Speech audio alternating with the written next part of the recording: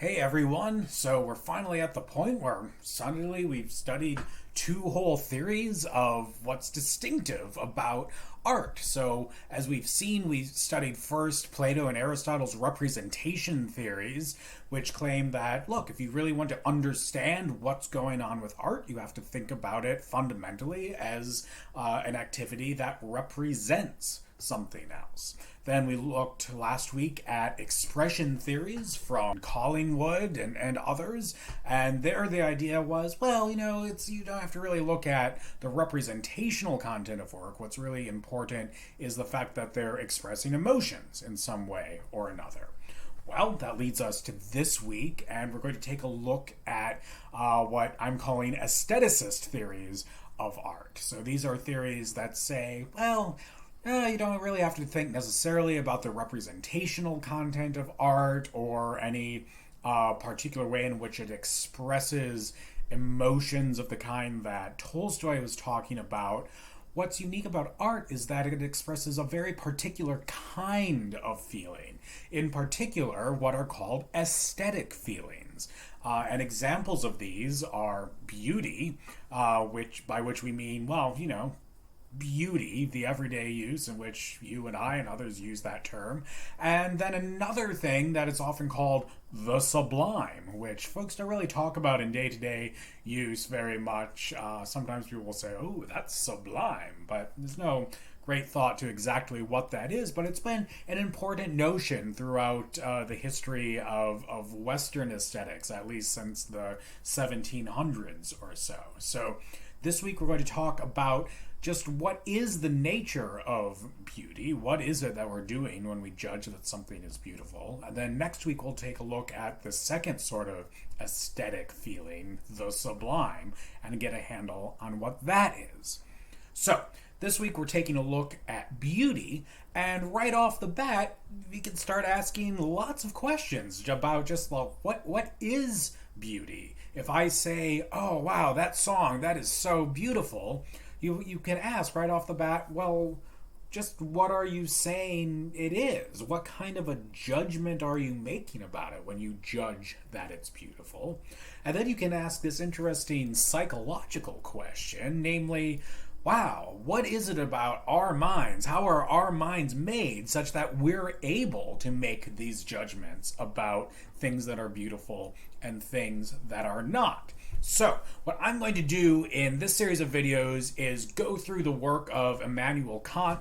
He's an 18th century philosopher, and he's going to try and give answers to these questions. What are we judging when we're judging that something is beautiful? And what is it about the way our minds are structured that allows us to make that judgment? So, to get at this question, we first should take a look at how Kant thought our minds worked in general. So I'm going to do a little kind of reverse engineering of the way that Kant is thinking about the way our minds work. And to do that, take a look at a couple different examples. So this is a figure up on the screen here. It's called the Necker cube. It's just a cube. Probably a lot of you have drawn a cube like this. But there's a really cool psychological phenomenon that this diagram can bring out.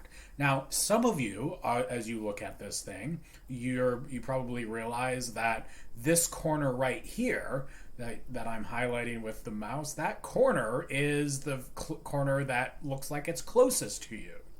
Others of you are looking at the cube and you're seeing this corner up here, and that's the corner that's closest to you. And by now, a lot of you have realized, oh, whoa. I keep switching back and forth now. When I focus on this corner, that's the one that kind of sticks out, and it looks like this bit of the cube up here, that is a flat surface that's on top. But then when I go down and focus at this bit of the cube, that's the corner that sticks out, and this surface here, this surface is kind of sticking out towards my screen and off to the right a little bit. So whoa, there's this cool phenomenon where one person can look at the very same lines on a page and see two very different images. See a cube flipped one way versus a cube flipped another way. So that tells us that there's something really interesting that our mind is doing there when we process an image of a cube like that. This is what's called in psychology a bistable image. That means there are two stable interpretations that our minds can give to what we're looking at. And these are all over the place. So this is a version of what's commonly called the duck rabbit. It's a bistable image because some folks, when they initially look at it, well, they see a duck. There's its bill right there, and there's its eye in the back of its head. But if you're seeing a duck initially, you can probably flip and see it as a rabbit. See, the rabbit has a little mouth right there and its cute little nose. There's its eyes, and then there's its two ears going back off the back of its head. And now you can probably just look at it and switch back and forth yourself between seeing it as a duck versus as a rabbit. I'll give you a couple more just for kicks because this is fun. So some people see a young woman in this image. Other people see an old woman. You probably see one or the other to start off with. So let me show you how you can come to see both of them. So the young woman is looking away from us in profile. So here's her eyelash just sticking out there and a little bit of her nose. And then there's her cheek and her chin that comes down here and her jawline there and her ear. She's wearing a little hat with a feather plume and a choker around her neck and some furs over her shoulder. The old woman, here's the old woman's chin right here. This is the old woman's mouth. This is her somewhat large nose. There's her nostril right there. One of her eyes there and another eye there. And now that you've seen both the young woman and the old woman, your mind can probably flip back and forth between the two of them. Here's one. I stared at this for freaking ever. I thought someone was trolling me when they told me that they could see circles in this image. Any of you see circles right off the bat? Let me show you how you can see them. If you look, there's a circle here. There's a circle here. There's a circle here. And then there's another circle here. And in fact, there's a whole grid of circles that's 4 across and 4 down. So there's a circle here, here, here, here, another one here, here. Hopefully you can see it by now.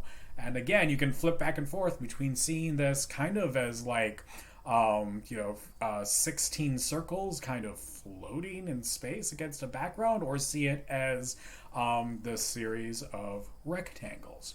And so now what Kant wants to do is figure out, that is a really interesting feature about how our mind works and how our mind perceives things in the world. How can we explain what's going on in our minds? That's the challenge for him, and it's that account that helps explain this kind of thing that will help us get a better understanding of what Kant thinks about beauty. So, coming up in the next video, I'll give you Kant's explanation of what's going on in our minds when we look at bistable images like this.